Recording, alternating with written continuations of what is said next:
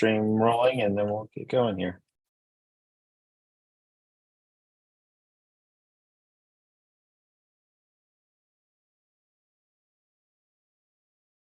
Okay, welcome back everybody to the Summer of Protocols Guest Talk series. This series is part of an 18-week program where a cohort of 34 researchers are exploring the various aspects of protocols.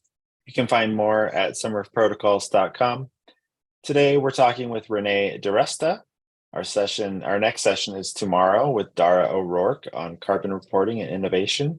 The pre-meeting reading material is linked there in the program calendar at summerofprotocols.com. And so with that, I will pass it off to Venkat to introduce our speaker today. All right. Hey guys, really pleased to have Renee on board today. And to set a little bit of context for what she's going to be talking about and how it fits into the Summer of Protocols, there's this incident I remember from when my wife and I were on a trip of the Panama Canal almost a decade ago at this point. And the tour boat we took was going through the locks from the canal to the ocean. And there was a bunch of seagulls hovering around. And when I asked the tour guide what was going on, he said something like, when the locks open, the fresh water hits the salt water and all the freshwater fish die from the salinity shock. And the seagulls are hovering to like basically eat the dead fish.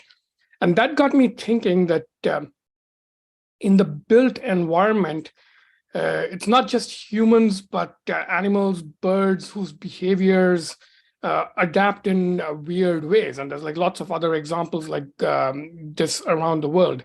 For example, in India, leopards survive better in the urban periphery than tigers, even though you think of tigers as bigger, more powerful animals. So the point there is humans on the internet we've been experienced with them for about 30, 40 years, but we still kind of think of them as like, I don't know, wild creatures exhibiting wilderness behaviors against a kind of natural environment. And this is simply not true. The internet may have been like that, maybe in like 1987 or something. But since then, it's become like a major built environment with the equivalent of like, locks and canals and like urban garbage cans and things like that. And studying these phenomena is not like studying wild, ape behaviors. We're not chimpanzees in the African forest, right? So yeah, Renee has been basically studying humans in the digital built environment for more than a decade now. And this was, I think, a career you stumbled into almost by accident. Even though you started out in the intelligence community, you moved into finance, and then for the first few years on the West Coast, you were doing investing with O'Reilly on hardware startups. She wrote a book on hardware startups with O'Reilly. And then suddenly around 2013, she randomly got sucked into, fighting the anti-vax movement and learning all about the then emerging human behaviors in the digital built environment, like, and how small networks of anti-vaxxers could like use algorithmic feeds and various other mechanisms to really have disproportionate influence. And I don't know if I would call that like a lucky break for a career. It doesn't seem like a career I would sign up for.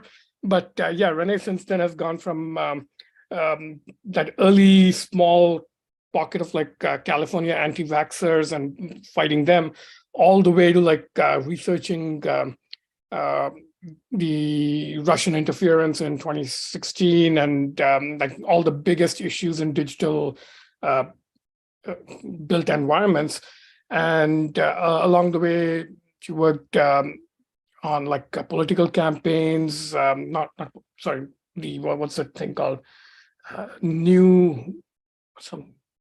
You'll talk about it, I'm sure. But yeah, the controversial stuff that got pulled into all sorts of culture wars. She was recently targeted by Matt Taibbi in the Twitter Files expose, and you've testified in Congress a couple of times. So overall, like a wide range of like mixed experience. I don't know many people would sign up for, but definitely for the history books. And right now she's at the Stanford Internet Observatory, kind of studying this professionally. And I think one of the few people in the world studying this sort of thing. So with that, over to you, Renee. And I think we're going to do this salon style. She's going to be Yep. talking for about 15, 20 minutes. Then we'll open up for Q&A. So take it away. Thank you. So I did prepare some notes here. Let me actually kill a couple of browser windows. I think I'm a little bit laggy. I've had some bandwidth problems here lately. Okay, so I was really inspired actually when I was thinking about what talk to give here by a speaker you had a few weeks back who was talking about how Los Angeles was designed for bank robbers, right?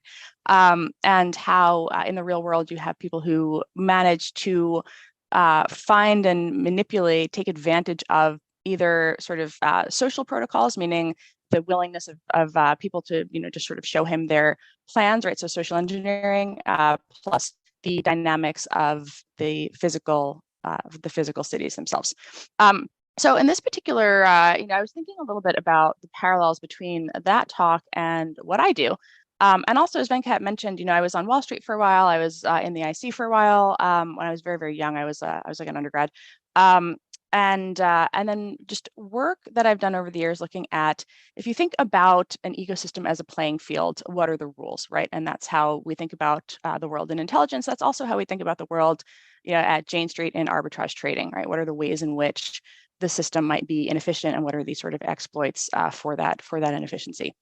So thinking about trolls in particular, as Venkat and I were talking, I thought, okay, let's frame this around trolls.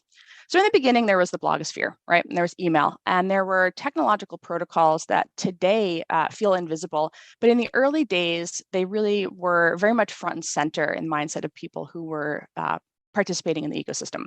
So email required configuration. Probably some of you are about my age and remember having to actually sit there and fight about it. No, there's no presentation. I didn't make slides.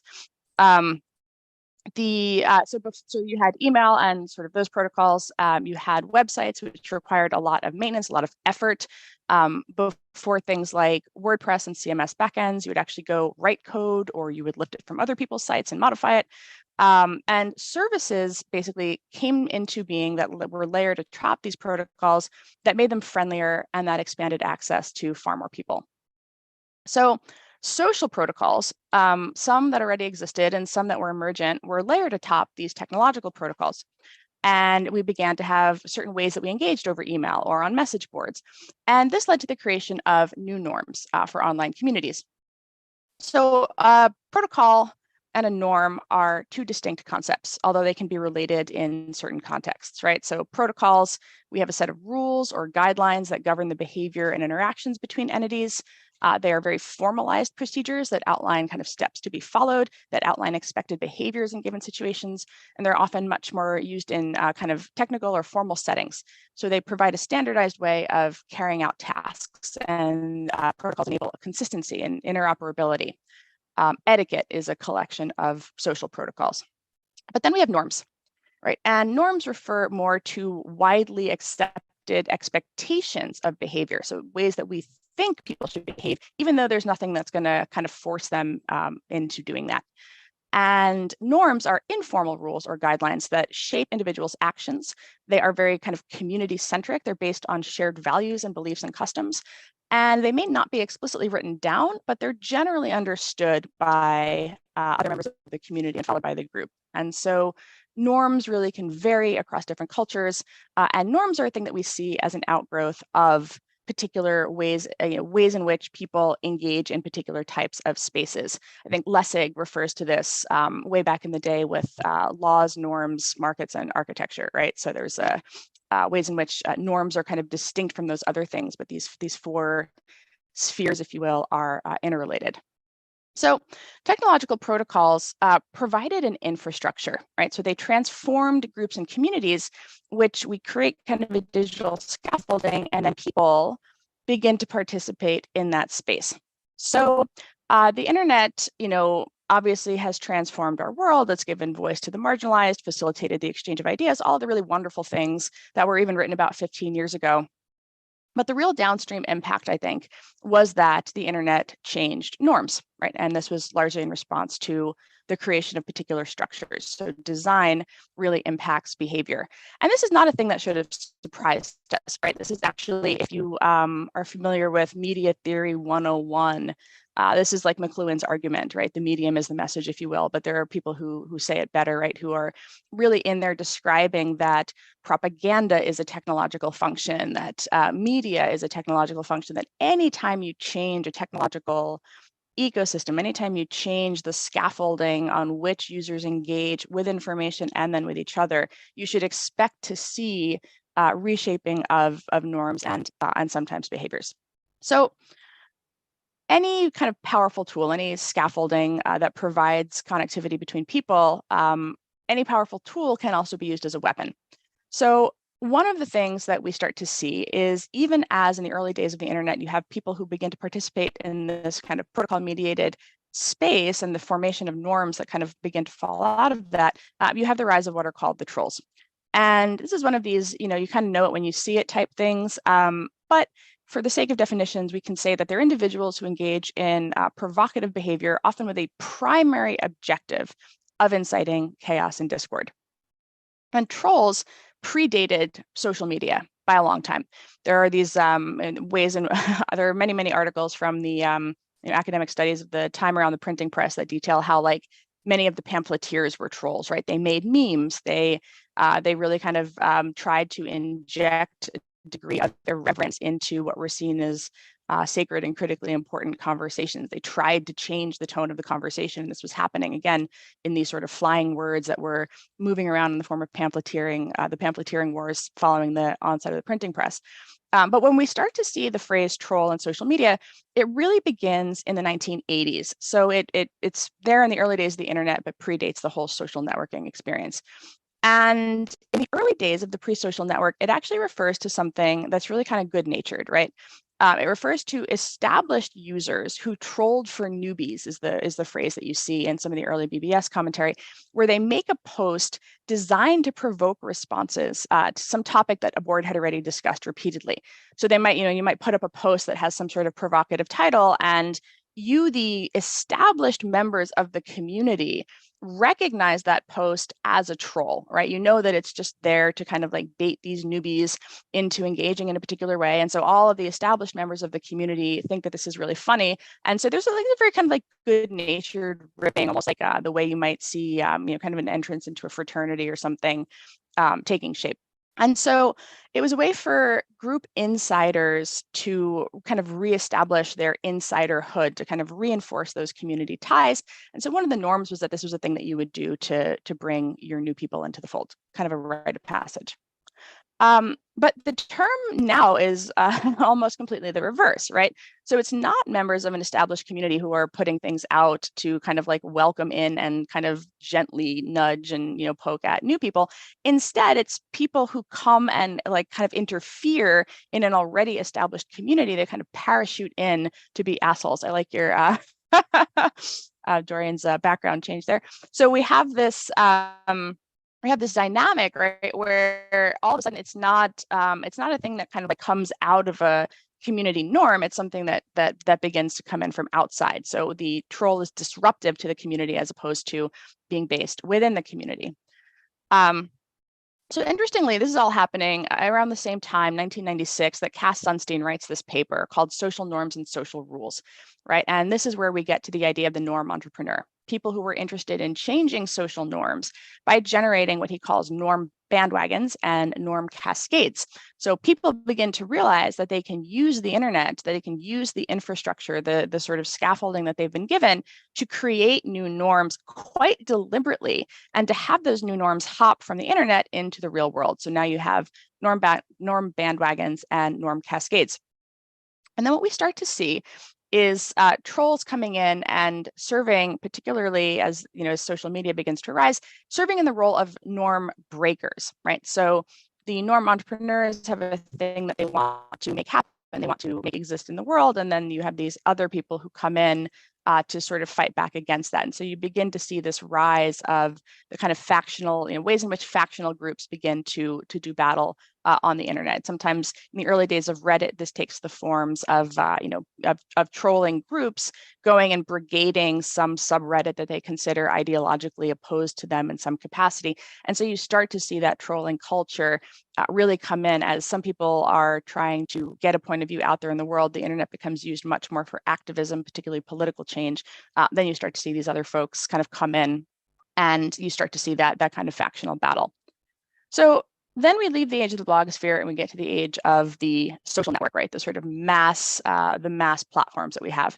And these platforms are really all designed for the best case. So there's very little red teaming that goes into these early designs that says, like, what are we going to do when the assholes come, right? I don't know how many of you are on Blue Sky, but this entire weekend and most of last week was spent on this question. Oh my God, the assholes are here. What do we do?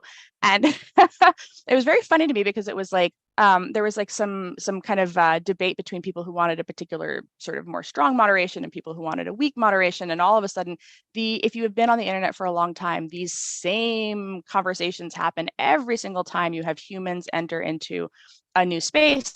And that was what we saw beginning to happen on Blue Sky this weekend, as you start to see different types of communities begin to kind of butt up against each other in their values. So social platforms designed for the best case. And what winds up happening is that they're designed to foster connectivity. They're designed to foster open dialogue. And they unwittingly become breeding grounds for manipulation. So this is where I was seeing the parallel to your prior speaker who talked about ways in which cities are constructed. And then kind of bad actors begin to realize the kind of gaps in the system, the gaps in enforcement.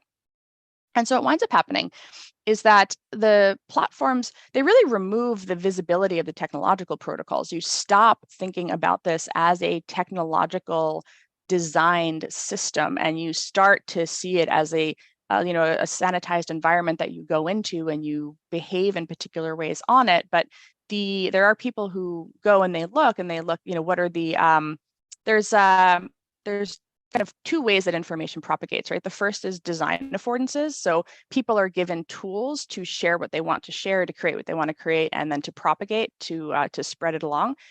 The other piece, though, is policy. And policy is a different set of protocols. And those are the protocols that guide the ways in what the platforms say can be shared or can be spread. So you have design that creates the scaffolding, the kind of technological infrastructure that gives you the power to do certain things. And then you have the policies, which are layered on after the fact, particularly in the context of content moderation, that try to prevent the people who are using the tools from doing the worst possible things with them. And so policy and design kind of come together and they shape propagation. They set the guidelines for the ways in which actors begin to evolve. And so what we start to see in social media is that the concept of the troll really begins to evolve, because now everybody has access to largely the same tools. And so the only real separation is in the kind of intent of the actor. The platforms don't necessarily want to be seen as heavy-handed. And so for a very long time, we have a kind of an extremely laissez-faire environment on social media as troll communities begin to realize that they actually do have something of a free-for-all. So what we start to see, and this is where kind of my work comes into play, you start to see, again, there have always been these activist communities and the norms entrepreneurs and the people who are trying to just spread messages, and then you have the other people who are trying to fight back against them. But they're largely, the trolling is more in like a rhetorical standpoint, or like personal attacks, harassment mobs, that kind of thing. But what you start to see around 2015 or so is you start to see terrorist organizations realizing that they've just been given a phenomenal propaganda apparatus, right? It's just been like delivered to them on a silver platter. And so what you start to see is ISIS begin to realize that it can leverage the same ecosystem and the norms that have been created around that sort of reluctance to take anything down, that reluctance to constrain the dissemination of content in any way. And they really ride this line in very interesting ways in 2015 where they know that the atrocity content is going to come down, right? So the beheading videos and the propaganda that they're most known for, that's all going to get taken down, but that's going to get taken down under the gore or violence policies, for example, whereas there's no policy that says we can't be, a virtual caliphate recruiting people for our freedom fighting activities on this platform. And so what you start to see is these the ways in which determined actors begin to realize that, okay, well, this type of content, that kind of content will get banned. But if I avoid that kind of content, I can kind of straddle this line and I can sit over here and I can put up this other type of content, which is propaganda to recruit, right, to particularly kind of young, disaffected men and women, actually make them kind of that kind of content that tries to pull them into the real world, get on a plane, come to Syria, go through Turkey, here's how you do it. That kind of stuff remains largely undisturbed because the platforms don't yet have a conceptualization of what comes to later be called the violent orgs policy. So there are these gaps where a lot of these things are kind of cobbled together as bad actors realize that the system is exploitable, and then they go and do it. And one of the challenges is that the legitimacy of policies that are tacked on after the fact, that's not a thing that people like, because then it's seen as reactive or responsive as opposed to a holistically designed system where the social norms and the policy protocols and the technological protocols are all envisioned holistically, which is the sort of, I think, fantasy that people have of how systems are designed. So what we start to see happen, ISIS commits a few very, very high-profile atrocities. The Bataclan attack actually is really the thing that flips the switch, and you start to see all of a sudden the rhetoric around one man's terrorist is another man's freedom fighter, and if we take down ISIS, won't this be a slippery slope? That all begins to disappear after Bataclan and the dangerous orgs policies and the ways in which internet companies come together around terrorism begin to happen after that. This is then sort of further enhanced on the kind of, you can think there's like so many different pipelines, you might call them policy pipelines. So the terrorism one begins to kind of to take shape after that.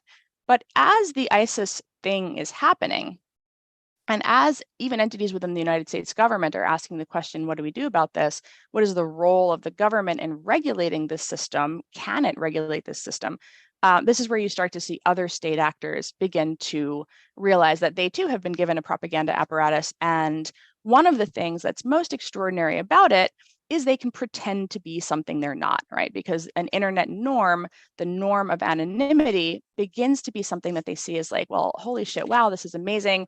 And one of the things that I get asked a lot is like, how is this different? The answer is it's really just a porting of old strategies onto a new technological system. So the phenomenon of what used to be called agents of influence, right, which is a Cold War era term where, let's say, Russia, for example, would send, if you've ever seen the Americans, would send an actual physical person into a territory to engage with a community, to begin to manipulate it and nudge it.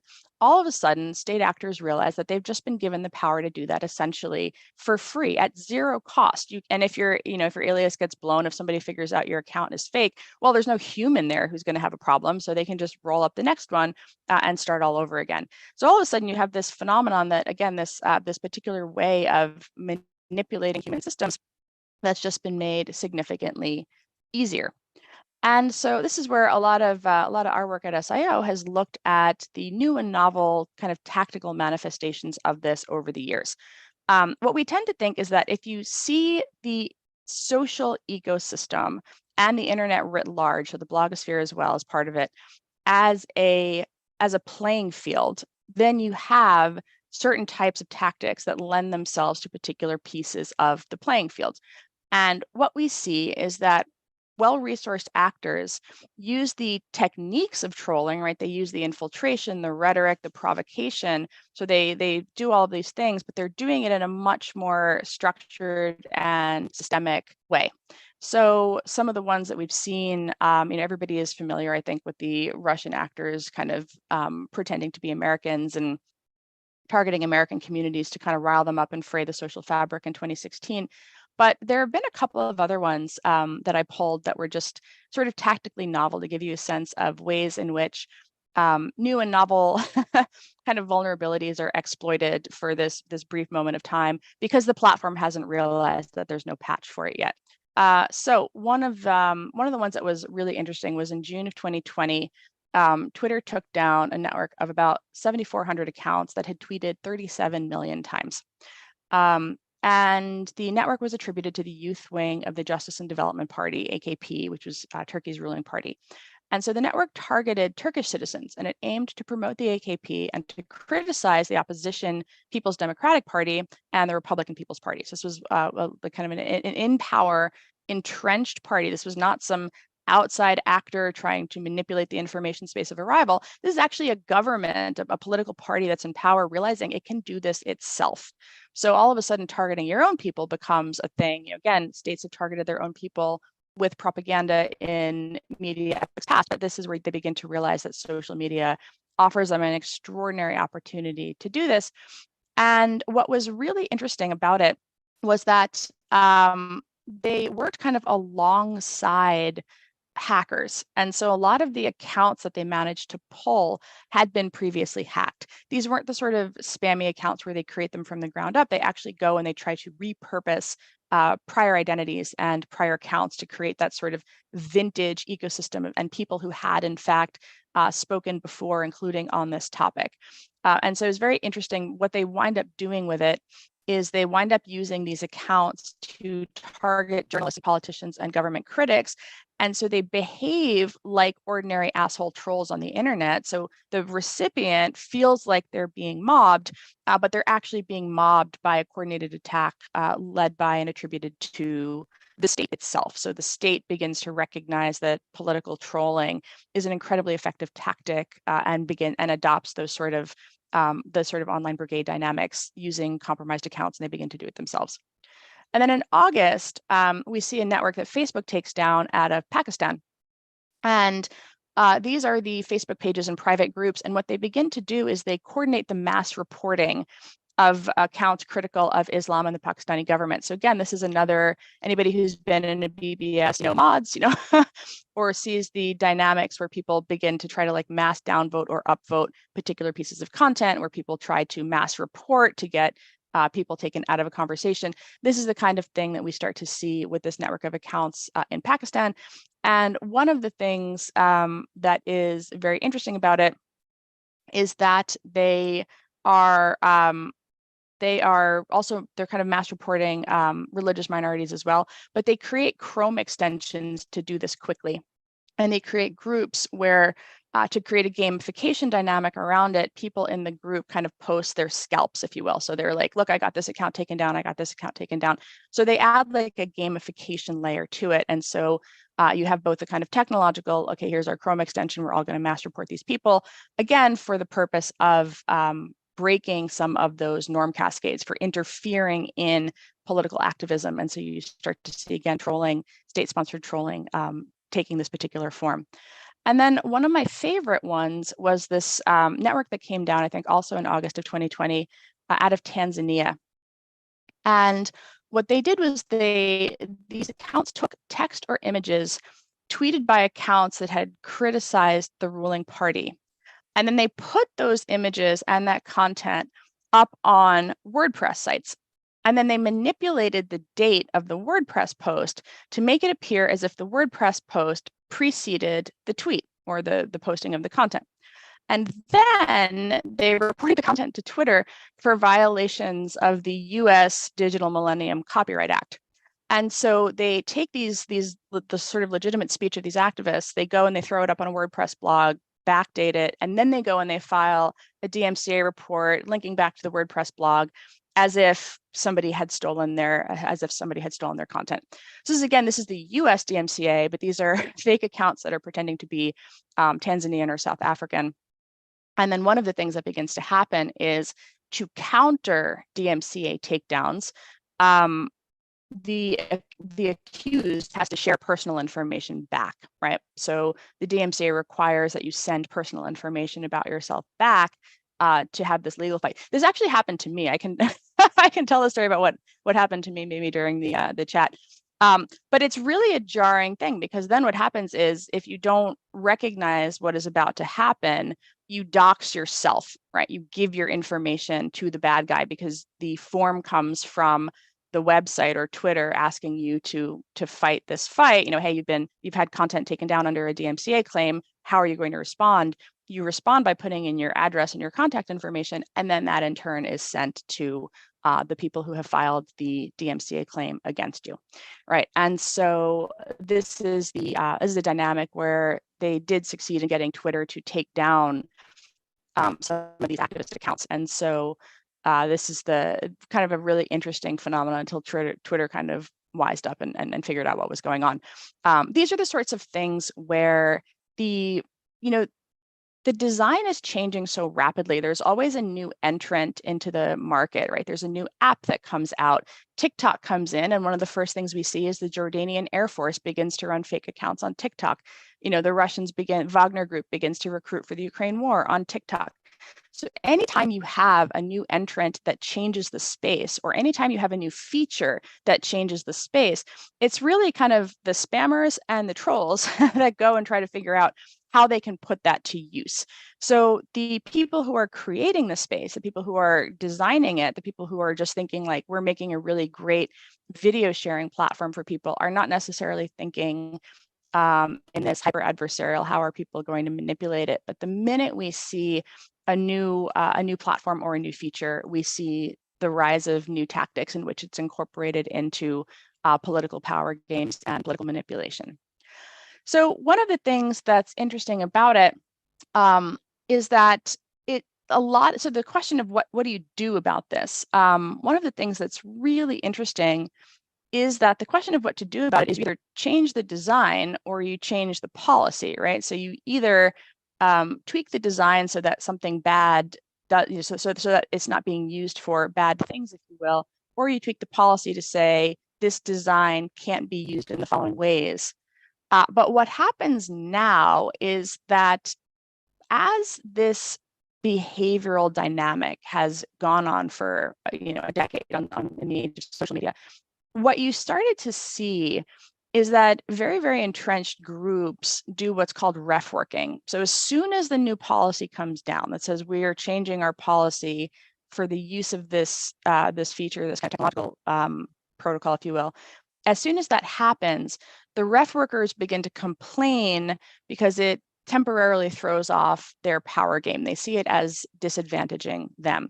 Nowhere is this more prevalent, even though the three examples I just gave you have absolutely nothing to do with American politics. Nowhere is this dynamic more prevalent than in the American political conversation. And that's because here in the US, we have our own set of norms and things that evolved offline, free speech, free expression, for example. And so that question of how, the ways in which the dots are connected between design changes and what that enables and policy changes and what that limits are oftentimes really heavily refocused around the dynamics of the American culture war.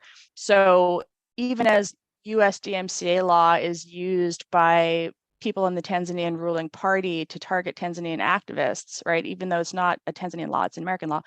What you start to see is ways in which the American political conversation and that dynamic, ways in which we ourselves are rethinking what we want our experience to be like in this new world, in this new environment. The global implications, sort of downstream impacts, are pretty significant. And so that's one of the questions that has come up recently, just to kind of close this out here, is the question of, okay, what do we do about this? So one of the arguments, and I think you'll be hearing from Mike Masnick maybe later in your experience, is does a return to decentralization, a return to this sort of like you have the email protocol and the web protocol, and then you have layers of services built on top of it, is that a back to the future, right? Is that a sort of return to the future?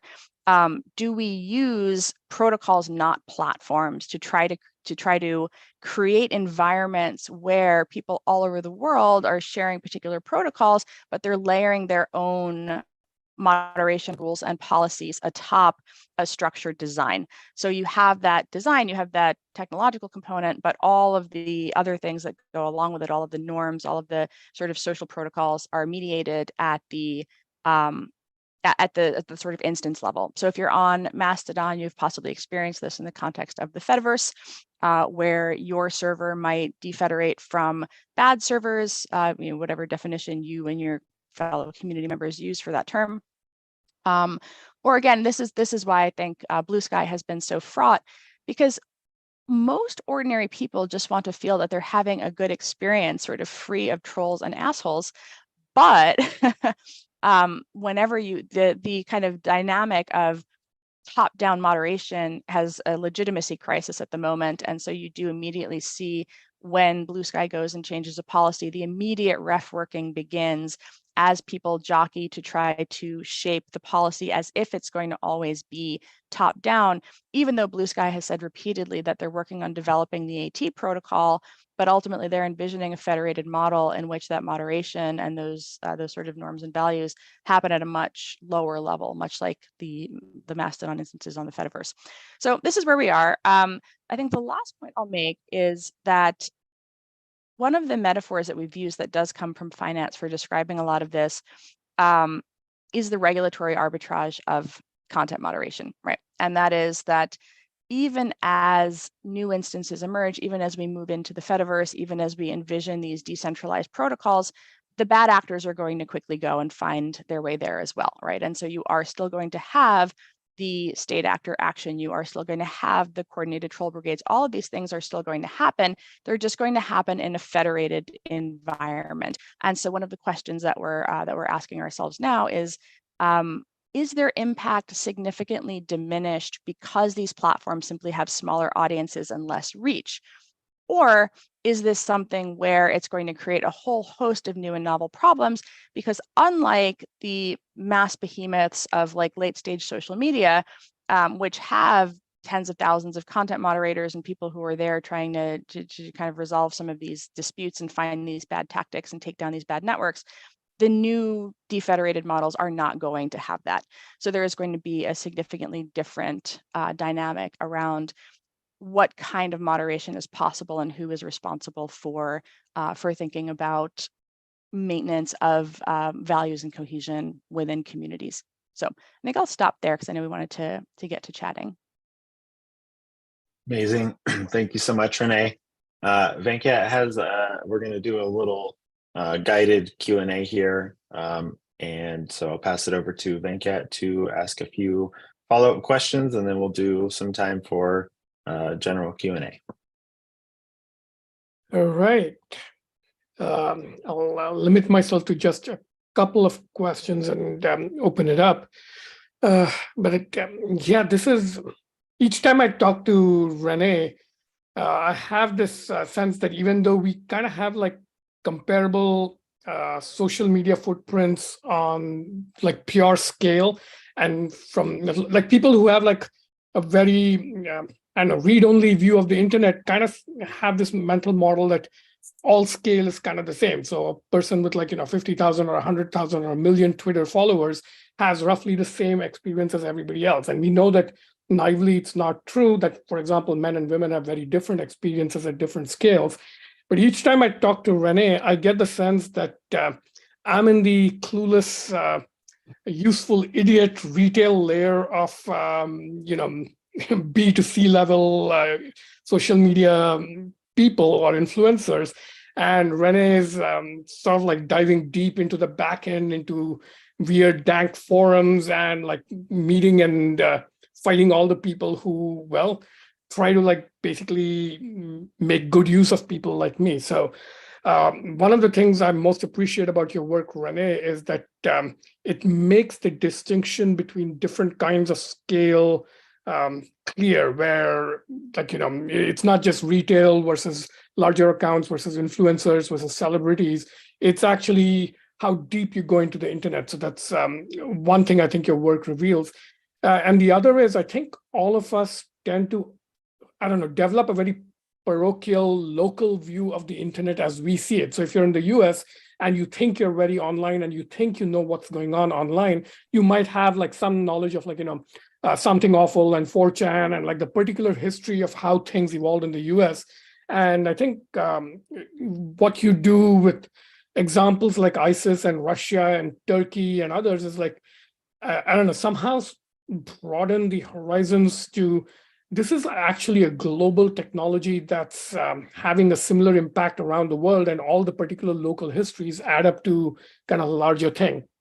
So that's kind of just my reaction, that there's kind of like this broader, deeper experience of the internet that most of us don't have, which is not a question of scale. It's about retail versus back-end experience of the internet.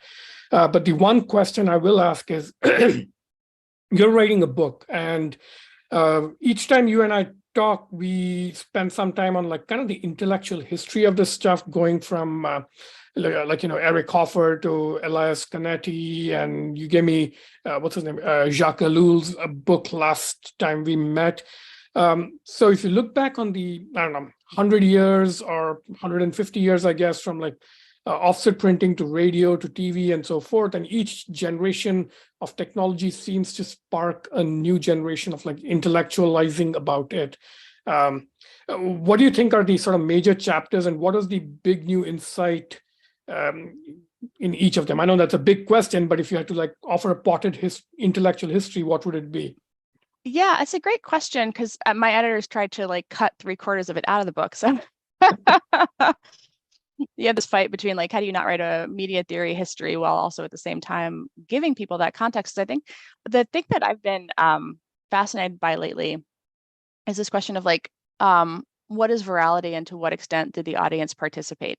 So I have decided, and feel free to send me emails like attacking this premise, because I'm not 100% committed to it yet, but I have thought about it as the distinction between the propaganda machine and the rumor mill, right? So one of the things that you see is that the story of media up to social media is the story of consolidation and reach, right? It's the story of mass audiences and a gate-kept speaker. And you start to see in the early days of the printing press, there is some capacity for ordinary people to go and print a pamphlet and go, start a bar, start a fight, ruin somebody's reputation, et cetera, et cetera. You see this in the pamphleteering wars that happen in Europe. They happen here in the US. This is actually how you can read context into the earliest days of the founding fathers, fighting about what to do about the Native American problem, and these sorts of other things that are written about in these pamphlets. That's how political conversations happen. And they're very nasty a lot of the time. Like, they're really very, very, very pointed. But what you start to see with the professionalization of media is, as new technologies emerge that create more and more of this one-to-many capacity, you start to see a professionalization of media that has some really positive effects. It introduces a degree of friction where there is somebody whose job it is now to figure out if a thing actually happened, and to get the best case collection of those facts out there into the world. Prior to that, and that's actually started in large part because businessmen want it, right? They're tired of these random pamphlets and these rumors and these things that are flying around. And so what you start to see with what I call the kind of formulation of the propaganda machine, and I don't mean that as a pejorative, I just mean the sort of formulation of a mass broadcast that attempts to create a perception of the world through everybody seeing largely the same kind of content. That's the sort of propaganda machine. But the rumor mill never goes away. And this is the thing that you see if you look at, so the rumor mill is this sort of peer-to-peer transmission of information. And one of the ways that we think about rumors just in academia is that it's unverified information passed from person to person, but they're passing it because it has high salience for them, right? So it really matters to that community. And so they spread it because it's very important to them. And sometimes rumors turn out to be true. And so there's a very pro-social dynamic in play also. People are spreading the rumors because they don't necessarily trust what the media is saying. You start to see rumors really proliferate in low trust environments. It's sort of like it's sometimes called like an anti-media. So throughout most of history, you actually have both the propaganda machine and the rumor mill. And in many ways, what you see when you look at impacts of political propaganda, there's a study that's done in 1947 looking at how women in this town in Illinois make decisions, is that information comes from the media, but it doesn't just automatically get internalized by the audience. It moves through this process of mediation by friends and family, what the study calls opinion leaders. And so there's always this sort of like, maybe the propaganda machine sits up here, the rumor mill sits down there, but there is still this like kind of mediation between them. And what I think is interesting about social media is that I feel that that distinction has like completely collapsed, right? Any ordinary person can be a propagandist. That's essentially what's happening with all of these trolling campaigns. That's what they are.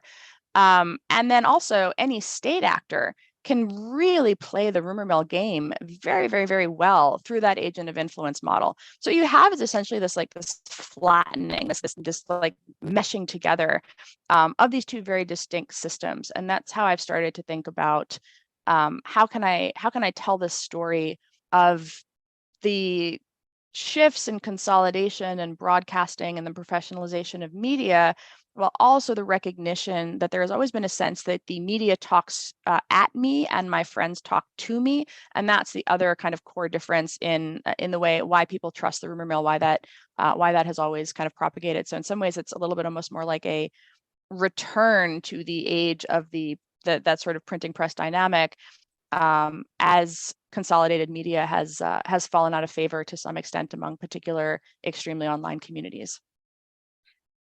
That's awesome. It kind of just refactored my whole mental model, because I think most people, me included, have this idea of like a very naive distinction between broadcast, which is one to many, and word of mouth, one to one, and like some sort of like very naive dialectic between them.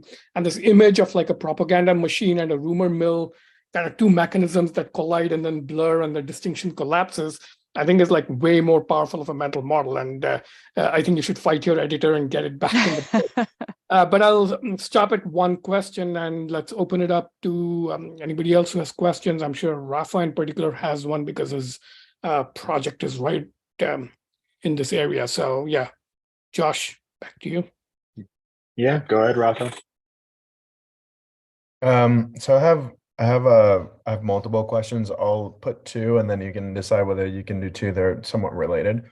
So I was looking at research from Ian Cousin, who was doing collective intelligence, and specifically he talked about this dynamic where the most influential actors are not necessarily the ones with the highest degree of with neighbors with high degrees or themselves having a high amount of reach, but instead thinking about this value of decorrelation and information that's being transmitted, not necessarily from influencers, but actually from people who are decorrelated, so that the community sees it coming from different spots and then says, oh, this is actually valid information.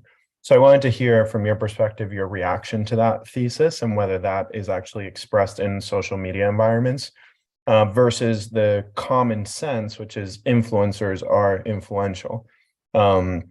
And then the second part of the question is, social media has produced kind of flattening and this kind of like influencer and propaganda machine entrepreneur in a lot of sense. And as it feels like as a reaction to that, a lot of online communities are going into cozy spaces. And I'm kind of thinking about the interplay between this protection or this preservation of trying to clean up like the communication that we're receiving. Yeah, I love the first question. I'm happy to connect over email also. I haven't read, I don't think, the specific paper you're talking about, but I don't know if you've encountered Damon Santola's work. Oh, you absolutely have to look at this book. It's called How Behavior Spreads. It focuses on behavior, but the kind of first two chapters are about the difference between what he calls simple and complex contagion. Simple contagion is, okay, so simple contagion is basically that, for those who on the call who don't know and want a little more clarity, this is the influencer model, right? A person with a loud voice says a thing, they have a lot of followers, their followers are going to retweet it. And this is the sort of like flaw in network science, if you will, that just looks at like audience size as like the main measure of like establishing centrality, right? And so who actually matters in the conversation. And what Damon gets at in this, the idea is that the influencer is in some ways like a gatekeeper for new ideas to make it from the periphery into the center. And so if it's in simple contagion, the thing that the influencer is going to express is largely already accepted by the audience. There is nothing sensational or new or novel. Okay, there is something sensational and novel, but there is nothing new, right? They're already largely familiar with the crux of the argument. We write about this a lot in the context of election rumors and the idea of familiarity, novelty, and repetition, right? Why do some things move through? Novelty makes people want to share it. Familiarity means they already get what's about to happen. This is where you see influencers saying things like, oh, look, they found more ballots, right? And they don't have to say anything specific. All they have to say is, oh, look, they found more ballots. And because the narrative is already fully internalized by the community, they're saying that too, the community will propagate it and it will be off to the races. And that's the sort of simple contagion model. But in complex contagion, there is a truly novel claim. There is something that is significantly distinct, or something that might be controversial to the audience, or something that they will not immediately grok. And so the influencer has to decide, are they willing to pick that up from the periphery, stake some reputational claim on it, and propagate it along? And that's where this question of, at some point, a diffusion among the periphery creates a sense that the influencer can, in fact, move through that propagation process, because a significant number of the members of the crowd have come to hold that belief independently. And this is where I think that book is really like excellent at getting at that distinction. And this is another thing that my editor threw down into footnotes. So on the other question of the cozy web piece, I think this is where we talk about this in terms of technology. And, again, I think Masnick's protocols versus platforms things really lays it out in that way. But what we're seeing on Blue Sky right now is just an example that's happening in the moment, is that people just want to feel like they're in a place where they're not going to be harassed. They can speak, they can have a positive experience, they can just be themselves on the internet without some asshole parachuting in to yell at a word that they used or didn't use, or a meme that they shared, or context, or this or that or the other thing, where the internet came to feel very fraught. And so that, I think, was really it's the human experience that drives people into the cozy, not so much the beauty of the WhatsApp or Signal experience, if you will. It's really entirely it's a response to that feeling that the internet has turned into a place where people are constantly and chronically under siege. And I think with Blue Sky, it was originally, it's still in its just hit 100,000 users yesterday, so it's still very much in this invite only phase.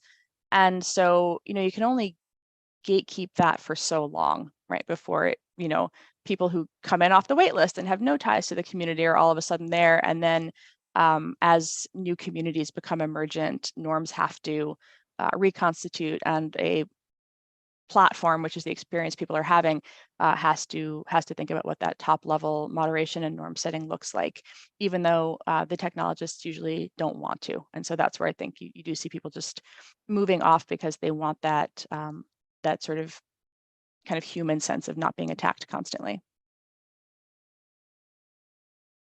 Thank you. Chanel, you have a question?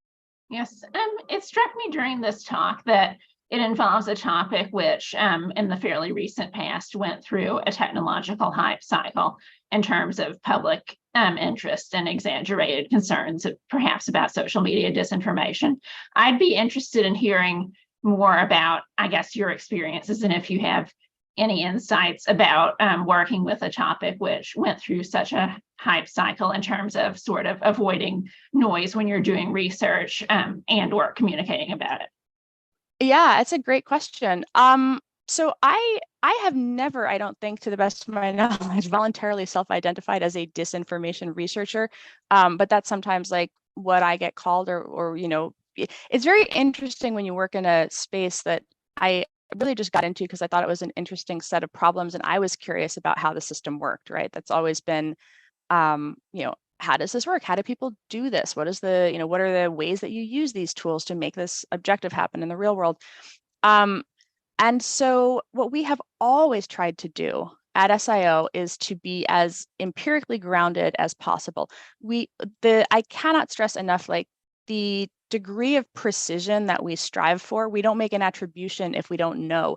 If we get a data set from a platform that includes an attribution we're not comfortable with, we point that out or we don't reference it. I have never in my life said that Russians swung the 2020 election, and yet that comment is attributed to me constantly because I wrote about the fact that it happened. And people are really bad at distinguishing between normative and descriptive commentary on a particular thing. This happened. It is objectively true. How do I feel about it happening? Well, it's a whole separate, it's a whole separate issue. So we've really tried to stick to this, it's highly political work, because again, the three examples I gave you, even outside of the US, when we put up, sometimes we'll put up posts about something that India is doing, for example, and some of our researchers who have family there choose not to put their names on them, right? Only initials, because they don't want the real world blowback that comes from doing that work, because there are actually consequences, places you can't travel and people who harass you and threats and things like that, because you are disrupting something that a concerted effort is being made to achieve a particular objective, to take power in the real world, and you all of a sudden become a blocker to that. So that's been a little bit weird to wrap my head around. At the same time, what we try to get at is that these things matter, but they are not necessarily the most important thing in the information environment. And this is a thing where we should be able to hold this in our heads actually quite easily. Russian interference is bad. Also, Russian interference didn't swing the election, right? And you can apply that sentence and those actors to basically any dynamic in which this is happening. Platforms have gotten a lot better at taking things down, at disrupting these networks. They have prioritized, in fact, the disruption of these networks. When you do not prioritize it, when you do not take them down, they continue to grow. It's like a cancer, right? And so that kind of dynamic also becomes a thing where you have to say these accounts from China got no lift at all, but they tried. And if we did not take them down, what would have happened? Would they have continued to grow? So that's always the space in the information integrity work that we do. We look at a lot of other things. I do a lot of work with like child safety, brigading, harassment, a whole bunch of different areas that SIO focuses on. But in this particular one, you just want to be able to say like, this matters, but it's also not necessarily the be all end all. Also, it matters a lot more in non-English speaking places where moderation and detection is not necessarily prioritized the way it is for networks targeting the US political ecosystem. Thank you. Great. I'm going to ask a quick question from the YouTube stream. We have a question that says, have any of the strategies of coordinating state-funded trolls and gamifying these efforts been leaked or been able to be studied in any way that's not, quote, from the outside only? Yeah, there have. There's a couple, sometimes the trolls themselves will write exposés, and that's always very interesting. Oftentimes you'll see that in non-US media environments. There's a book called I Am a Troll, which is written by a person, I think Swat. I've got it behind on the shelf, actually. I can pull it up later, but it was a person who kind of self-identified as a BJP troll working in India, kind of describing what they had done. There's a couple of Medusa, and some of the Russian language media has also done interviews with Internet Research Agency trolls. Also, there have been leaks, and hacks, actually mostly hacks. So hack and leak operations in which, for example, internal operating documents, memes, morning meeting notes, all that kind of stuff has leaked from a few of these different troll factories. And then you've also had some investigative journalists who go and infiltrate and go and then kind of like temporarily work as a troll and then write about their experiences. So those are the ways in which you can get some visibility into the dynamics of these things by reading the work of insiders. Can you trust the insiders? I mean, usually you hope that the journalists have verified, but again, the combination of that plus the hack and leak materials will often provide a fuller picture. Got it. Thank you so much. David? Hey, Renee. So I've been thinking about how in some cases with new technologies, amateurs kind of lay down these cultural cow paths that companies and society tend to follow. And I was reading this book called Modem World by Kevin Driscoll. I don't know if you read it, but he's talking about the early BBS communities, and you were talking about the early trolls and things like that.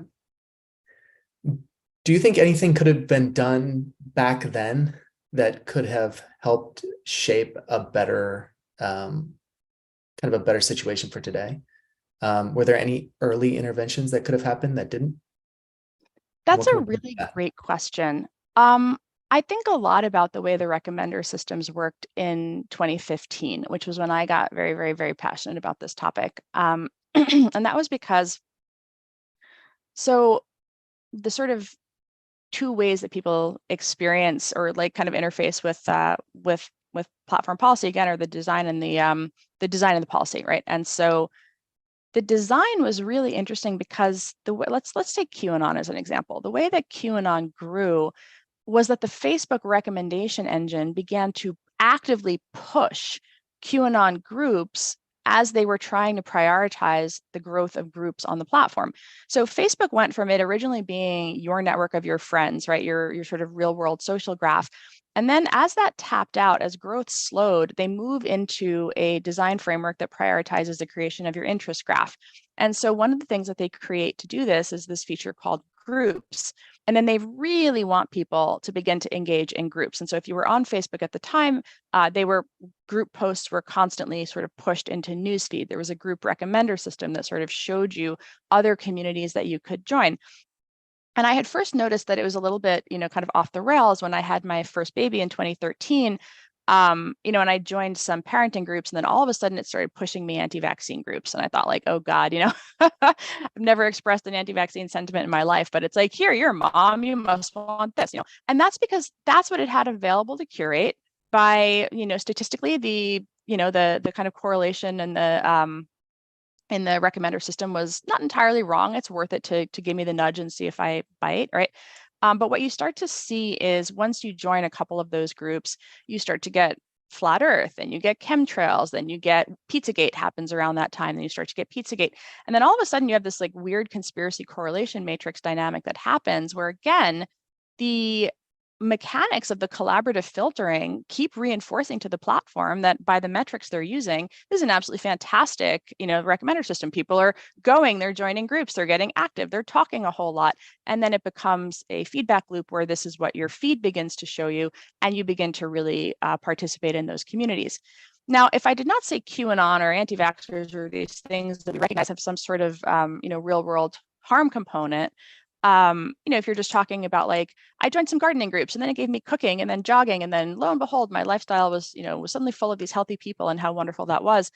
This was the dynamic that started happening where you don't want to necessarily be making decisions at a content level, but that's the thing that the platforms begin to have to confront that, what is the difference between ISIS and a freedom fighter? Is there something that we might be able to arrive at as a set of guiding principles for why one group might be okay and another group might not? And this is where Facebook eventually begins to come up with the idea of dangerous orgs, or this is where my writing in 2018 was making this argument about freedom of speech, not freedom of reach, was how Asa Raskin and I put it, where we were saying, are there ways to have places where people exist on social media without being pushed to people?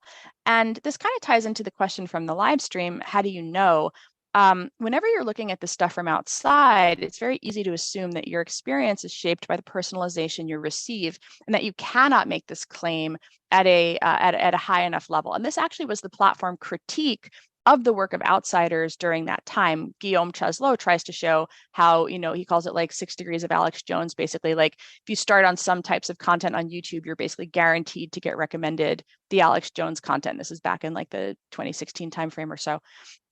So this question of like, what is that a problem? And if so, what do you do about it becomes that I think was the moment where there was a little bit more of an opportunity to ask those questions, to kind of interrogate those questions, because what we have now is just really sort of communities and structures and behavioral norms that came out as a result of several years of that just, kind of continuing to be propagated through the system. And when you moderate retroactively after the fact, people see it as you are disrupting their community, right? This is now a group of people that they really want to spend time with. And this is where you have the whole debate about, like, does deplatforming work? Should deplatforming happen? My personal view on that is largely no, it doesn't work. And it's you know, it just creates kind of a backfire effect. But this is where a lot of the question of, like, what kind of debt are we paying to those decisions that were made in establishing the networks in 2015, 2016, is a pretty major thing. And you do see, so this was the part that tied into the last question, leaked documents that come out of Facebook, for example, from Frances Haugen, where what you start to see is the ways in which they develop very sophisticated rubrics for determining whether a group has behavioral properties that make it something that they should not recommend. Is there a high prevalence of threat-related language? You know, these sorts of things. And that's where you can see from the leaked documents the realization that they have some understanding of this, but they resisted it for several years before moving into the more modern moderation epic. Awesome. Thank you so much. Do you have time for one more question? Yeah, I can do one more. Cool. Dorian? Muted. I got a fire alarm going on here, so I might actually bow out of that. But thank you for the talk. And just for the record, I was totally expecting to have to hit an OK button for that background. Thanks again. Awesome. Thank you so much, Renee, for your time and your insight into all of this stuff. Yeah, really appreciate you taking some time to chat with us. So everybody, we will see you tomorrow for a chat with Dara O'Rourke on carbon protocols. Thank you. Thanks, Renee.